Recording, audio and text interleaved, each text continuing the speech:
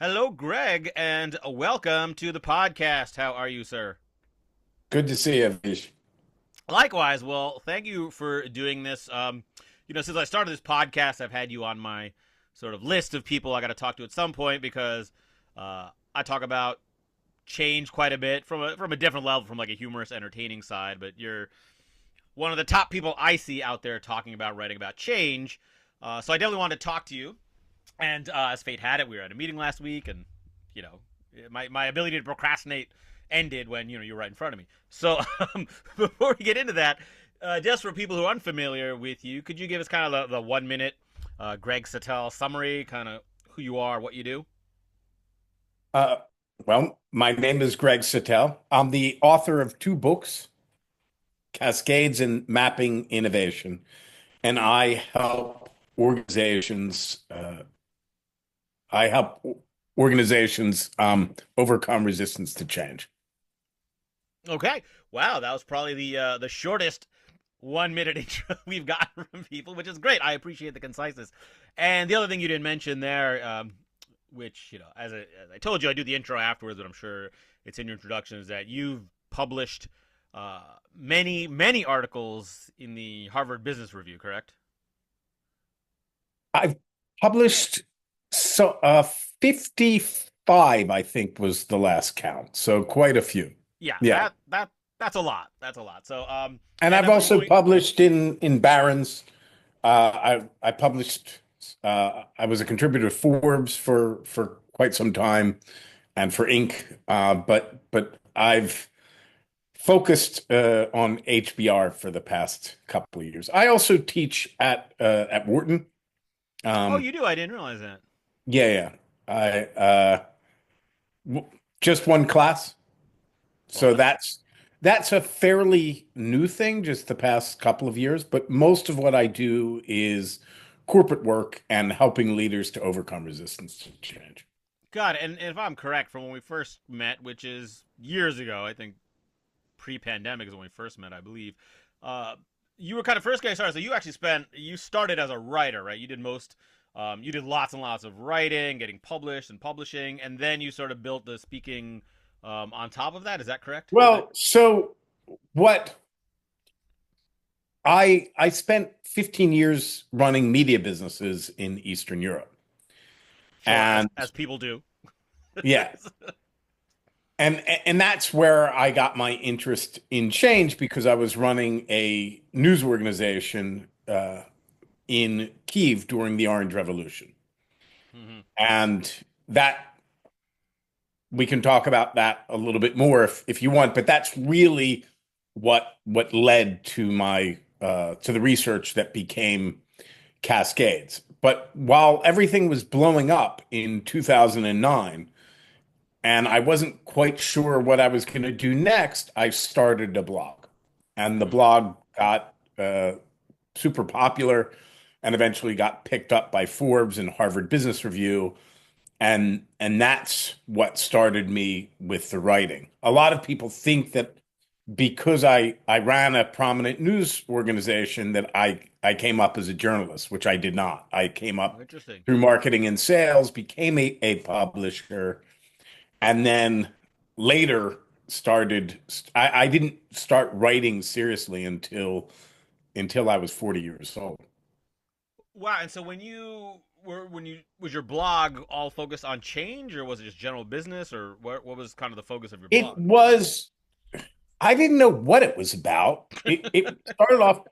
It's still the tagline is was at the crossroads of media, marketing, and technology, which is not what it became at all. I didn't have the first clue what I was doing. It was 2009 and the financial crisis was much worse in Ukraine Hmm. than it was here.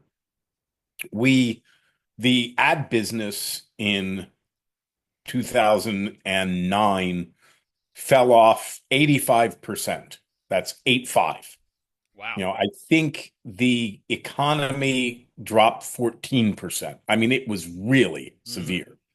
We eventually, so most of 2009 was spent trying to survive, saving the company. And then we eventually sold it to a guy named Petro Poroshenko, who then, of course, became famous for other reasons. 10 years later, he became the president of Ukraine.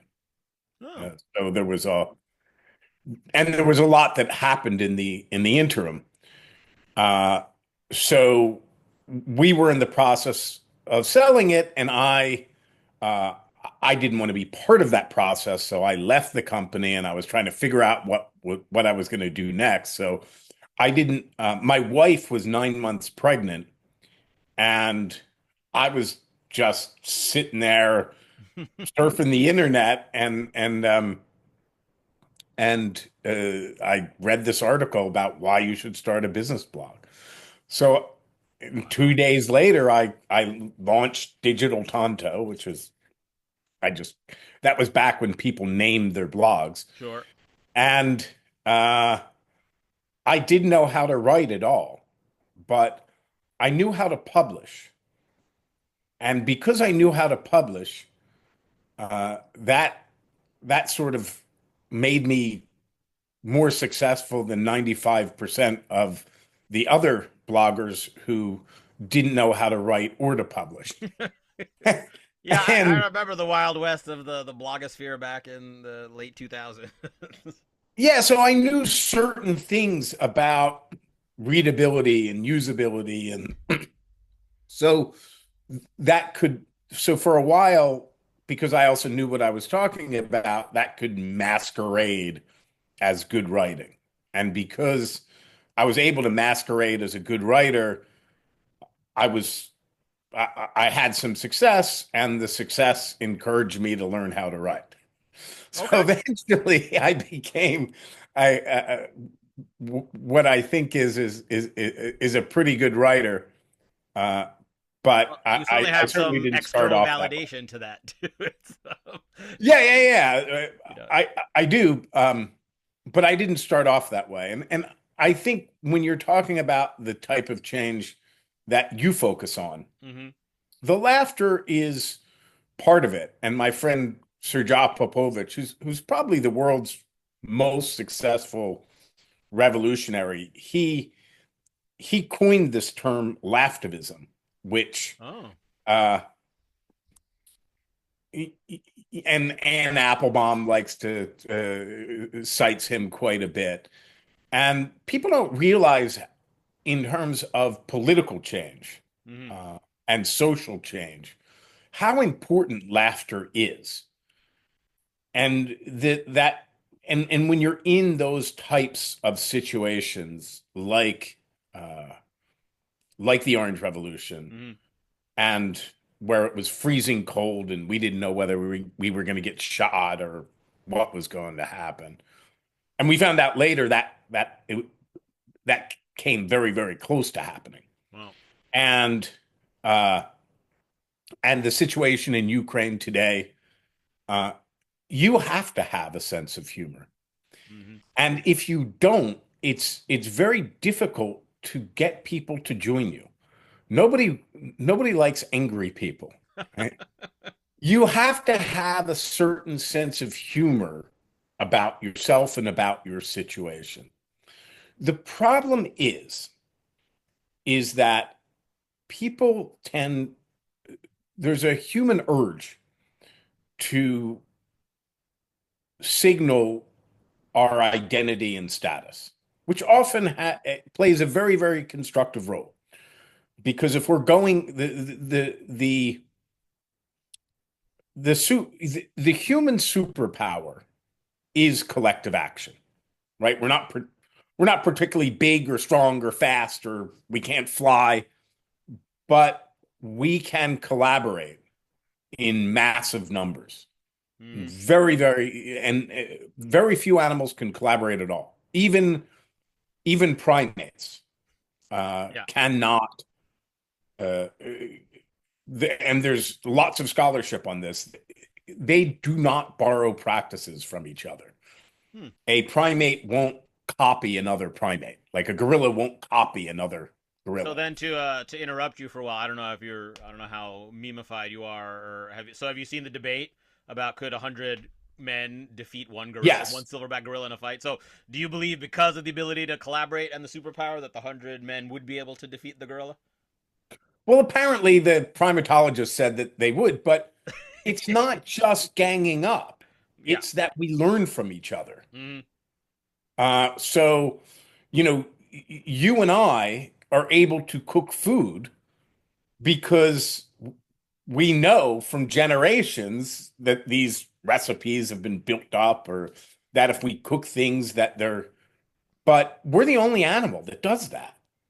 No Mm. animals share practices even among the current generation, but across generations, gorillas or chimpanzees or they don't learn over time. So when when you think about how we're able to do that, and there's a lot of evidence that shows that the roots of religion come not from superstition, but from the need to engage in collective action. Mm. That religion essentially empowers collective action, and and you can't really understand religion without the chanting and the singing and the clapping. So, from that perspective, this need or this human instinct to signal identity and status is incredibly important because if we are going to collaborate, you and I, Avish, you need to know something about what I have to contribute, and I need to know something about what you can contribute. Mm-hmm. The problem with so many people when they feel passionately about something that needs to change, the urge to signal that identity and status um, overshadows everything else. That I am a such and such, and I want this and that, Yeah, rather than it's funny because I think I either talked about this in a keynote, and then so at the time we're recording this, the last podcast I just released, it'll probably be a couple back when this one comes out, was with a friend of mine named Alex Bolkowski, not a speaker, and he's actually just a guy who's been an executive or same company for 27 years since college. And when his company, they move people around every couple years just to get the. And so I was talking about change and how do you quickly, and he's like, the first 3 months for me is just about people. All I'm basically doing is asking them questions and listening to their answers. And then I talked to another friend who moved out to college. He's like the second highest person up in the LA County health system. Same type of thing. When he started his new job, he was like, I tell these people, I'm not going to tell you anything. Like, I'm here to learn from you. And I hold those two up as examples, which just sounds like the opposite of what I believe, which is what you're saying, which is that most people, especially when dealing with a change or thrust a new situation, they want to sort of assert who they are, or here's kind of my vision. Is that kind of what you're alluding to there? but they are asserting an identity, right? I mean, they do have markers of an identity, Mm-hmm. right? I mean, you talked about one was an executive at a particular company, and the other was the second Right. one They're not up at exerting. They're LA not County. going in though, like waving their banner, like "Here's who I am. You got to listen to me." It's rather let me take. Like obviously, if you're just by Right, virtue but of it's being the quite boss, obvious, what's right? that? It's quite obvious, right, who they're coming in as. Yes. And what they are signaling is I am this person who wants to work with you like this. Mm-hmm. And once you're aware of it, the amount of identifiers people drop in a normal conversation is really incredible. Hmm. Especially in America, by the way, to a much greater extent than in other countries. Generally speaking, within 5 minutes of you meeting an American, they will tell you, I'm a so and so and I believe this and that, which Hmm. is much more prevalent, at least in my experience, in America than it does somewhere else. But often it goes, often that instinct goes awry. And that's where you get people who are working harder to make a point than they work to make a difference. Mm-hmm. But I think very relevant to the work that you do, that laughter brings us to the same level. laughter is always we together, right? Yeah. When it's done Um, right, right? When it's not, when it's done right, yeah, right? when it's not like punching Humor, down right? or If yeah, well, then that's not really humor. That's just cruelty, sure. right? But laughter says we together, right? Hmm. When you're laughing with somebody, you are saying we are part of something shared, right? And it's that feeling of shared values that leads to shared endeavor. Well, let's build on that because I think I don't know if this is when you sent me or on one of your LinkedIn posts recently. I think you were talking about, and I figured I didn't make a note of exactly how you phrased it, but you said something about that, like which is that um something about getting through the change or how values kind of I don't know. You obviously, like I said, this is pop in my head. Something you said, you're kind of using our shared values is what leads us through change, as opposed to like ideas and tactics. Well, so when people are passionate about an idea, Mm-hmm. they want to talk about what differentiates it. And that's what they tell you to do in marketing Sure. class, Yeah. right? What's the uh but if you want to bring other people in, that's the worst thing you can do. You want to talk about shared values. And in our workshops, that's one of the things we do is we talk about what are the values of this effort, and then which of those are shared values and which of those are differentiating values. And I'll give you two examples. One, a social example and a business example. Okay. Social example is with the LGBTQ movement. And for decades, everything was about difference. We're here, we're queer, we want to be accepted for our difference. And every time they got ahead, they got bashed right back down.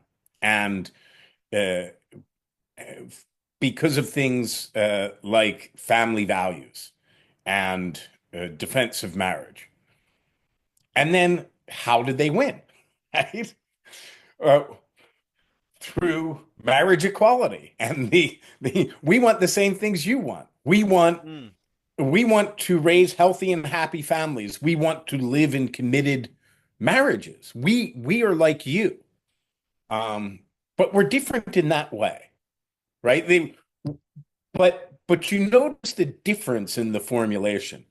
We are just like you, and we have this difference, Right. It's right? kind of like what Now is primary, what focus is secondary, right? Like you lead with the commonality versus the differentiation. because if you feel commonality with something, you're able to accept that difference. Hmm. I mean, think of all we all have friends and family members and people we love that are very different than us, but it's with what we share, right? I have a great friend, Yasmin, who's a black Muslim Somali woman, right? We have, as a, white suburban, Jewish man, we have a lot that's very, very different and certainly different beliefs about things. But then there's a lot that we share as well. And of course, focusing on marriage equality and raising families never made anybody any less gay, Sure. right? Yeah. Right. So you're not trying to hide that you're different. You're not trying to hide, but you're leading with that sense of commonality, which humor is a great way to Hmm. do that, right? Another example that I think will hit home for most people in the corporate world is agile. Anybody who's met somebody who's just come back from an agile workshop, Uh-huh. right? Um, Usually those people are insufferable. They expect everything to change right now. And they're talking about this thing called the Agile Manifesto, which they're very passionate about. Hmm. When if they had just talked about what are, better projects done faster and cheaper. That's how you bring people in. Not that I want you to believe these very differentiating values that I feel passionate about. But I want you to, but I'm committed to our shared endeavor. Hmm. That's what, that's what makes people, and this is something I talk with my friend Whitney Johnson, whose brand is Disrupt Yourself.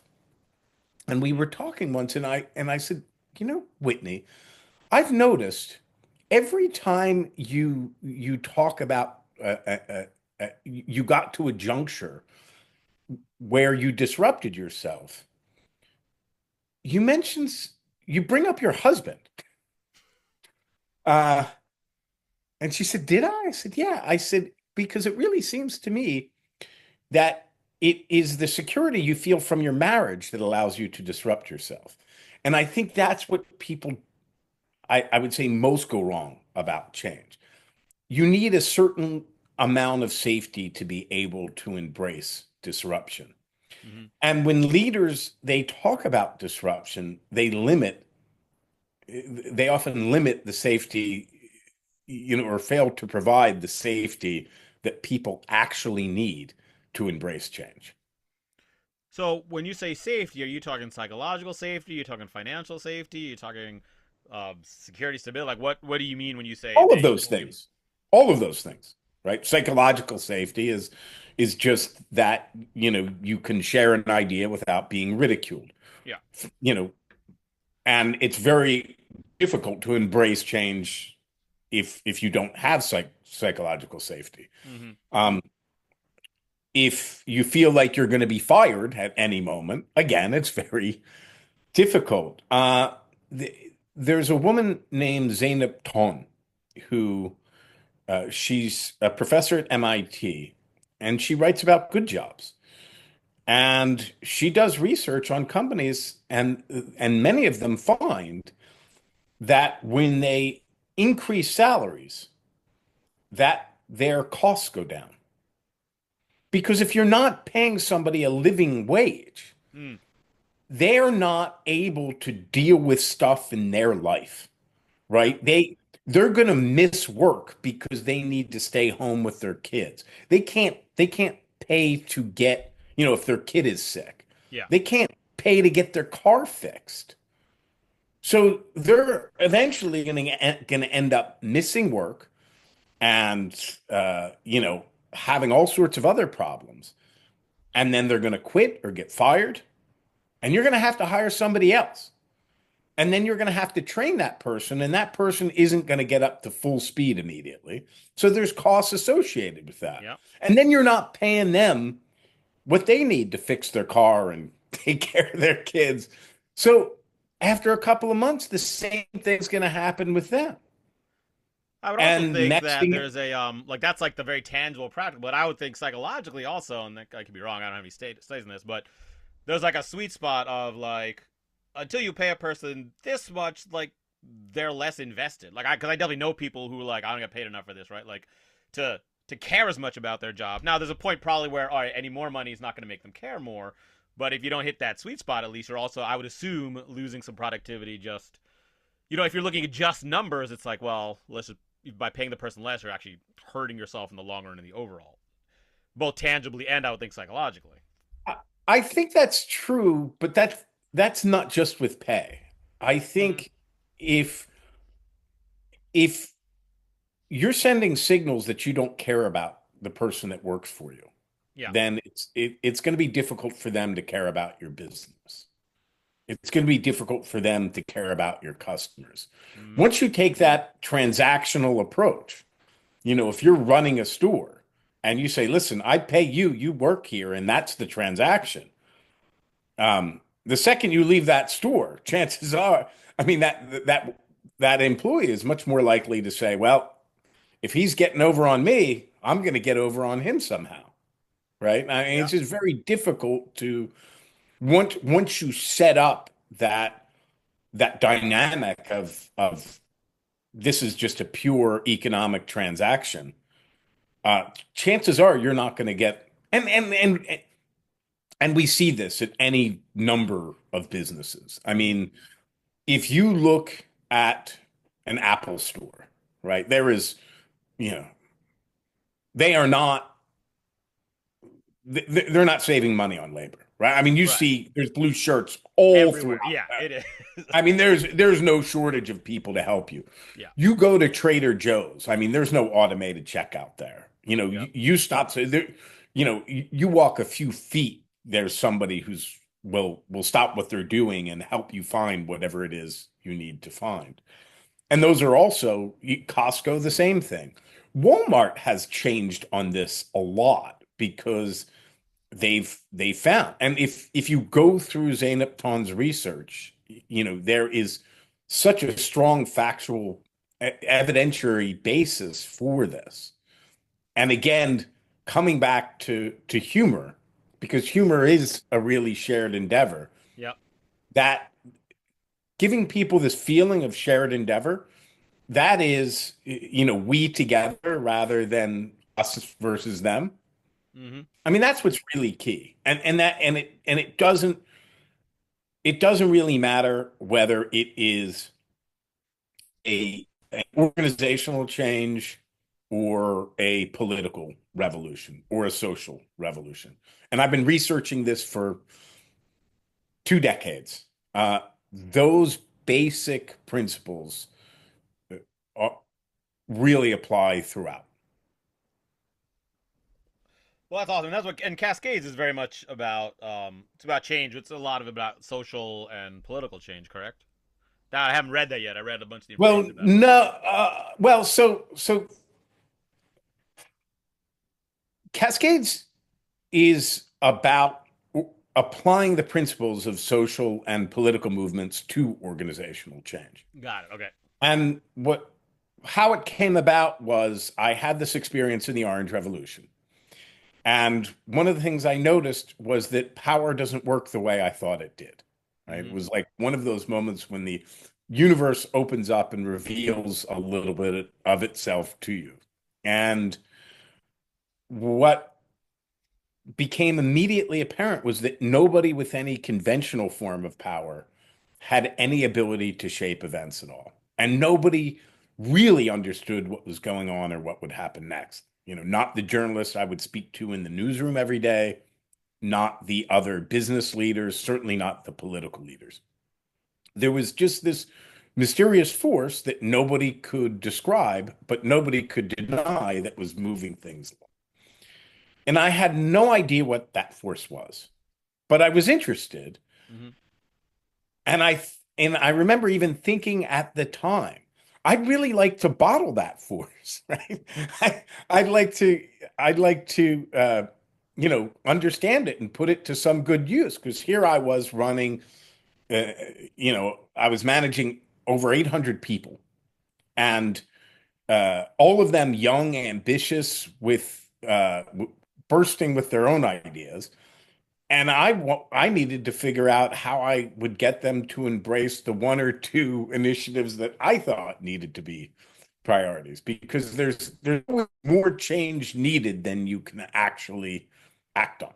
So a big part of change in an organization is being disciplined, right? Is saying, okay, I know we need to do that, but we're not going to do that because we're Hmm. doing these two other things and we need to finish them, right? Right. An organization can only take, or a society can only take so much stress at a time. So having that discipline is really important. But then even if you're having that discipline, how do you truly get people to buy into it? I had no idea how to do it. I had some uh, and I think every leader who's led more than, there's a Dunbar number at 150, 200 in Hmm. that range where you need to start managing an enterprise differently, where social bonds don't don't get it done. Hmm. And um and then 2 years later I was in Stanford. I was in Silicon Valley taking a publishing course at Stanford, and everybody's talking about social networks because now it's 2006, and Facebook is really starting to gain traction. Hmm. And I said, and we had a very big digital business, about 40-50% of the digital revenues in Ukraine at the time. We had essentially the yahoo.com and the New York Times.com of Ukraine at the time, plus some other things as well. And so I said, this really seems important. I should learn about this. I started researching work science and especially the work of Duncan Watts, but other people as well. And uh, and what I found was a perfect mathematical explanation for almost everything that happened during the Orange Revolution. So that's what got me hooked. Hmm. And so I started researching movements uh, and networks, and when I started my blog some years later, I started writing about it, and that's how. And of course, you can't research movements or modern movements long at all before coming across Srđan Popović, who was the chief architect of the color revolutions. He led the movement that overthrew Milosevic in Serbia and then trained the guys in Georgia and then in Ukraine. And since then, he's been active in more than 50 countries. And uh, and so eventually our paths crossed, and Srđan became a friend, and uh, he showed me this repeatable model he had built for overthrowing a country based on the work of a guy named Gene Sharp. Hmm.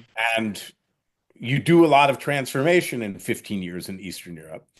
And I thought, wow, this really seems like it would be a good model uh, for organizational or institutional or corporate transformation.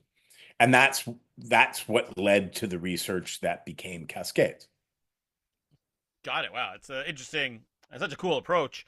And I want to get into some of the more kind of a little bit of the nitty gritty, but rather than kind of going through it kind of one by one, I want to take it from a slightly different angle, which is there's you describe yourself or your kind of niche as evidence based change management, because you're kind of based on what actually works as opposed to all the theory. So there's like a bunch of I would say either tropes or sacred cows or kind of common wisdom around change, which you basically think are wrong. So I wanted to start kind of with some of those, just kind of get your approach. One of them being, and I see this all the time, it's one of the reasons I get hired often, is the big kickoff meeting, which is to like kind of announce the change and get everyone excited and on board. And this is something you think actually is counterproductive. I think it often is. And I think first of all, let's take a step back and define what kind of change we're talking about. Mm-hmm. And when it comes to organizations, we're really talking about three types of change. The first is a strategic change, which requires communication and coordination. So the classic example of this is at Intel, Gordon Moore and Andy Grove made the decision to get out of memory chips and into and focus on microprocessors. Now, they didn't need to convince anybody. They had complete authority over this change. Mm-hmm. And if they were if they said that we're going to switch over factories, they were going to switch over factories. There's no question. But they did have a communication and coordination problem and a training problem because marketers need to know how to market these chips. Salespeople need to know how to sell them. There could be changes in logistics and um, what all sorts of changes, and everybody needs to know about these to be able to embrace them. If they don't like them, they can leave.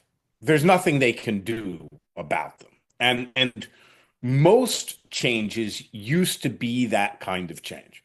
In 1975, more than 80% of corporate assets were tangible assets, things like buildings and factories and equipment.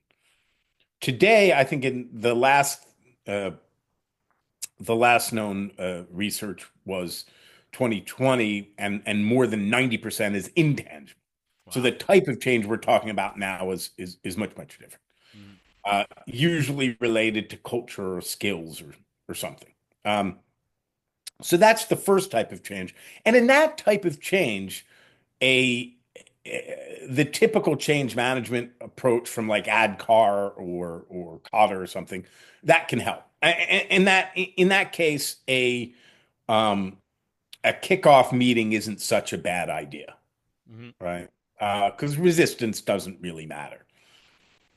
The second type of change is a behavior change where and this is more of a coaching uh, a coaching challenge, right? You want people to be more collaborative and uh, or whatever it is, and there's lots of great methodologies, whether it's fogs or immunity to change or that are very very good coaching methodologies.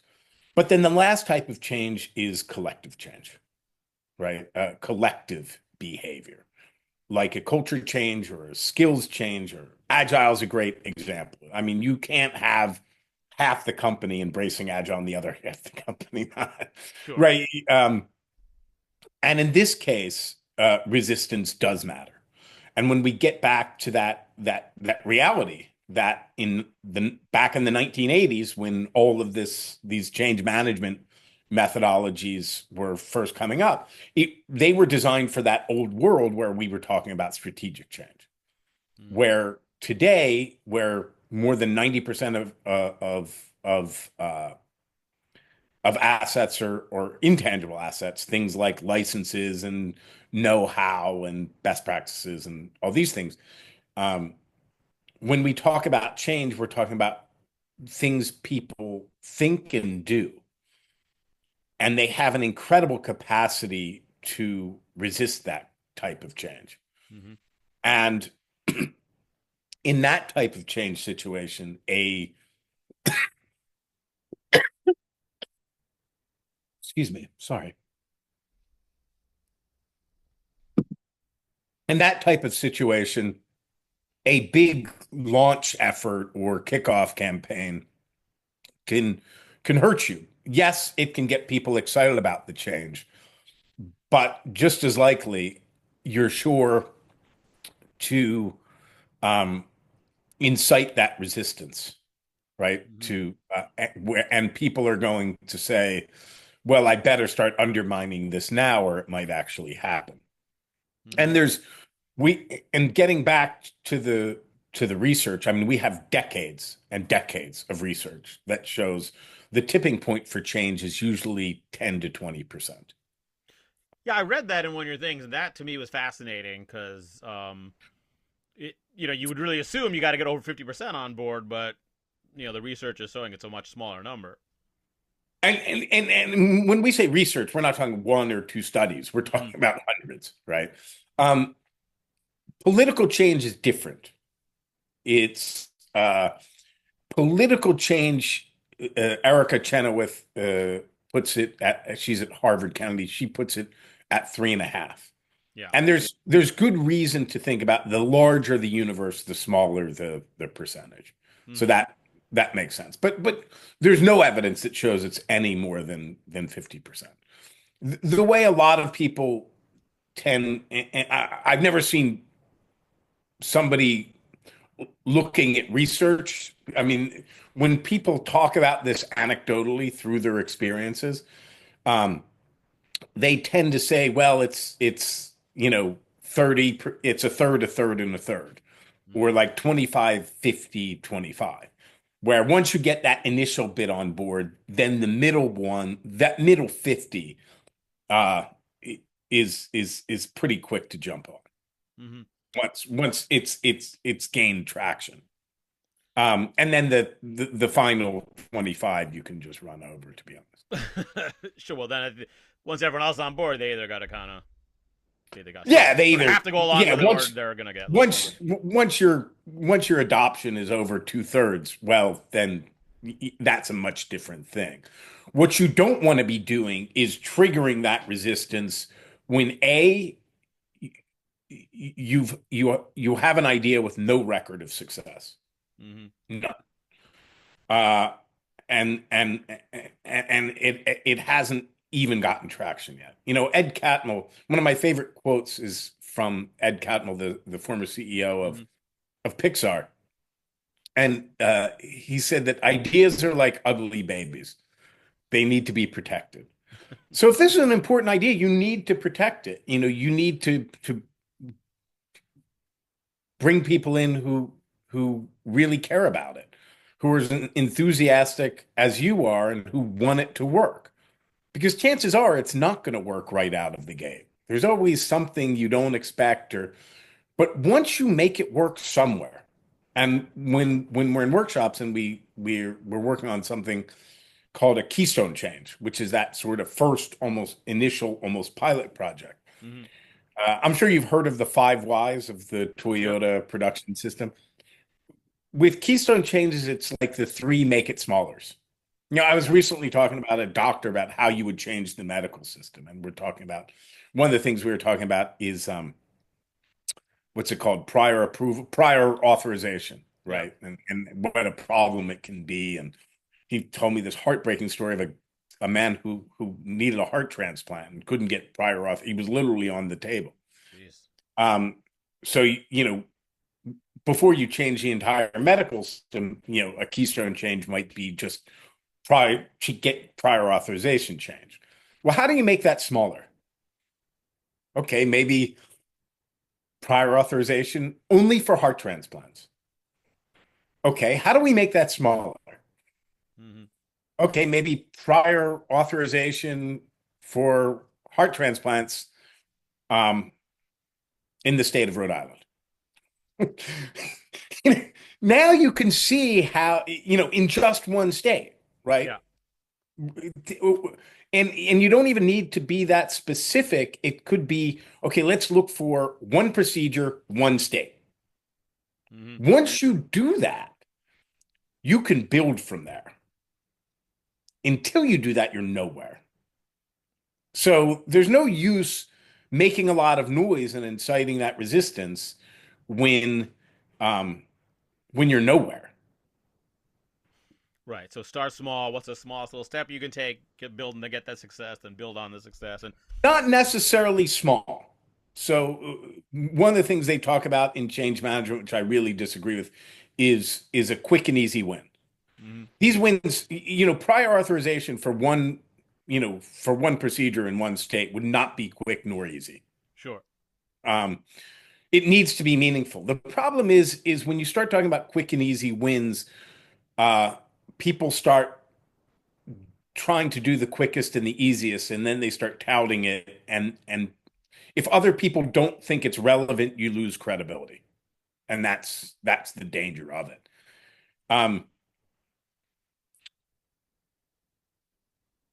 Geez, I was going So to say something. small. So it needs to be small but still meaningful. So like it's not just a quick one or something, but like Oh, it needs to be small. No, I know where I was going with this. And that brings us to. I mean, there's four things the research. Just let's backtrack for a second. There's four things that research tells us about change that we know, and it's study after study after study reinforces this. First is that change comes from the outside and incurs resistance. And we know this from the very first studies on hybrid corn and tetracycline, very first diffusion studies. The second is that change follows an S curve. Everybody knows. Which again, it sort of calls into question why you would need all right, hold uh, on one second. You cut out there for a second. So could you go back to you were just saying it follows an S curve? Kind of start from that point. the second the second thing we know is that change follows an S curve, meaning that it starts off slowly and uh, if hopefully eventually hits a tipping point and that unlocks a cascade and exponential progress. Which again calls into question why, if you know that change starts slowly, why do you need some huge launch event, right? Right. Especially when you're showing a slide at the launch event with an S curve saying this is going to start slowly, but why are these people? Uh, the third is there's something called a cap gap. There's actually two different uh, uh, bodies of research that essentially say the same thing. The cap gap is that shifts in knowledge and attitudes don't necessarily result in shifts in practice. So we might know we shouldn't eat the cookie. It doesn't mean we're not going to eat the cookie, right? Gotcha. And there are knowing doing gaps in every organization. Just Hmm. because you know it, you know about it, and you know it's a good thing, doesn't mean you're going to do it.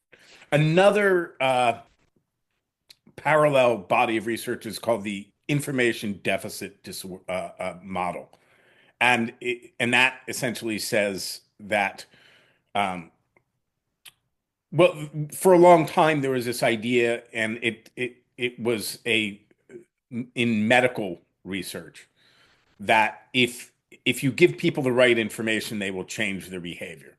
And what they found is in study after study is that that's not true. Yeah. And I think we all saw that during COVID. So this idea of, oh, you're going to create awareness and desire, and you're going to give people these knowledge, you're going to change their attitudes, doesn't mean they're going to change at all. Hmm. There's no evidence that shows that that's going to change people's behavior. And the last one, in some ways, is the most interesting and goes back to this concept of networks and network cascades. And that is that people adopt ideas and change uh, through peer networks. We adopt the changes we see working around us, not the ones we hear about from somewhere else, not the ones we read about. Uh, but if we see something working for somebody, then we say that we will tend to copy that. Hmm. And one of my favorite pieces of research about this comes from the 1950s with a sociologist named William White, who was studying. He was driving through a neighborhood in Philadelphia. And back then, this is when air conditioners just became, uh, just were starting to become popular. What he noticed was because back then, of course, you and I are old enough to remember this. A lot of our millennial and Zoomer friends maybe aren't. But back then, an air conditioner was something that sat outside your window. Hmm. Uh, and so you could see driving through neighborhoods the adoption of air conditioners. And you wouldn't see like two or three there. You would see them in one building on one floor. And then and then some weeks later, you would see them spread throughout the building and eventually go to the next building on one floor and spread. People weren't adopting, they weren't going out and buying air conditioners because they had heard about it or seen some advertising. Invariably, what made them go buy an air conditioner was going over to their neighbor's house on a hot day and saying, gee, this really feels nice. Nice. Yeah. Um. uh, and change in organizations, all change spreads that way. And we know this. Um, we know this through network science. We know this through historical studies. We know this through statistical studies. Cool. I want to ask one thing about that. We're kind of coming to the end of our time. I want to ask one question, then we'll kind of wrap up that's about that because it's something I had made a note of. You've written in a couple places. Is this similar to the idea why you say was it start with a small local minority? Or no, start with a small local majority, like a kind of to create that change in that small instead of kind of because you talk about like not going for the skeptic, right? And I talk about that too. Like when you hear a technique, like I talk about yes, and people are like, oh, I want to get the biggest yes, but or not, that's the person I'm going to tackle with this. Is like, no, you're setting yourself Yeah, up for failure. there's something strange about human nature that we all do this. That when Hmm. we have an idea, we want to go tell someone who we know is going to hate the idea. Well, We we want want to to solve the biggest problem. We're like, oh, Yeah, we want to I can convince fix the you. skeptic. So this is back to the science of cascades, Hmm. which was really figured out. There was a big change in network science in the late 90s. In 1998 was this breakthrough paper, and it created this whole idea of small world networks. And this is where the work of Duncan Watts and others comes in. Um, but I'll just there are three basic principles of cascades, three uh, scientific principles. The first comes from and I won't go through these experiments, but the first it comes from the Asch conformity experiments back in the 1950s, which are quite interesting in their own right, but we're short on time.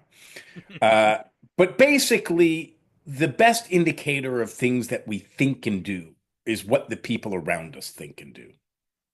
And that actually extends out to, and we know this from more recent research, that extends out to 3 degrees of separation. So even the friends of our friends' friends are influencing our thoughts and behavior in ways we're not completely aware of. Hmm. And this goes to things like habits like smoking and obesity. I mean, very, not just, political opinions or something. Got it. The second is called the threshold model of collective behavior. It's a very famous paper um, by a sociologist named Mark Granovetter. And what he essentially says is he posits this model that we all have different thresholds of resistance to partaking in action or adopting an idea. Uh, and if we're around other people with lower thresholds, and they start adopting it, then that's going to make us eventually we're going to meet our threshold. Hmm. If we're around people with higher thresholds than us, we will never adopt it. There's nobody around, right? And we all have different levels of thresholds for different things. And the third is called also from Granovetter, the strength of weak ties. And basically what that means is that there are uh, links between adjacent clusters, right? So you're in networks in your neighborhood, the people you went to school with, the people you work with, have associations. And if one of those clusters meets their threshold and supersaturates, it um, it can help an adjacent cluster meet its threshold.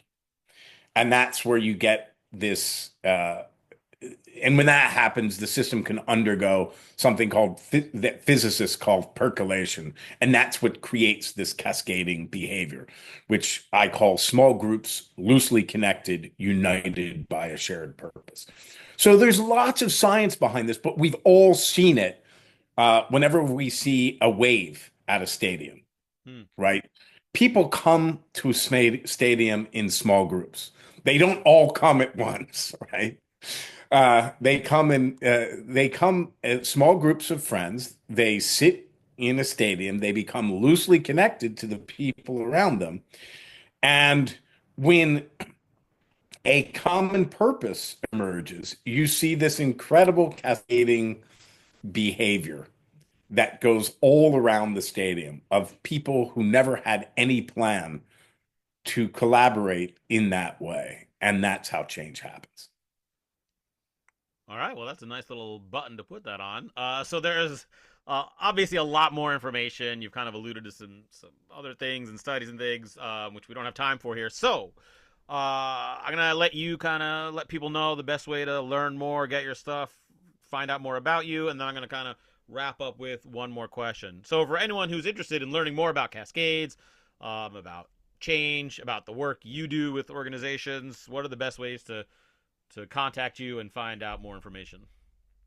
Well, of course, my books, Mapping Innovation and Cascades, either of my websites, digitaltonto.com or gregsattel.com. And feel free to connect with me on LinkedIn as well. Awesome, and we will have links to those in the show notes. Well, thank you so much, Greg. This is fascinating. I've been in the talk about change, but you opened my eyes to a whole lot of things. So now I made all these notes of things I need to go research some more about.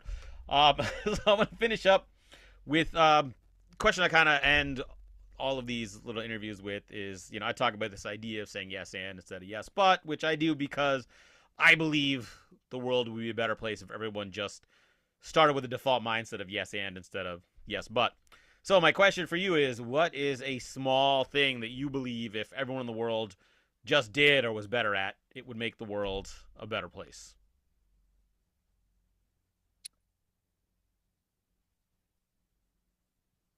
This is something I truly believe. This one simple thing, and I call it the day after uh, the agile training. If you feel passionately about something, the tendency is to want everything to change at once and to tell everybody about it. Uh, don't do that. Go and find people who are as enthusiastic as you are and go and start a project and actually try and make it work.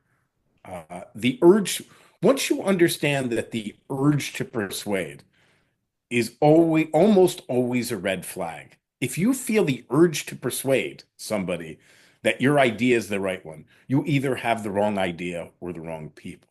If you want to make change happen, go find like-minded people and go and make change work.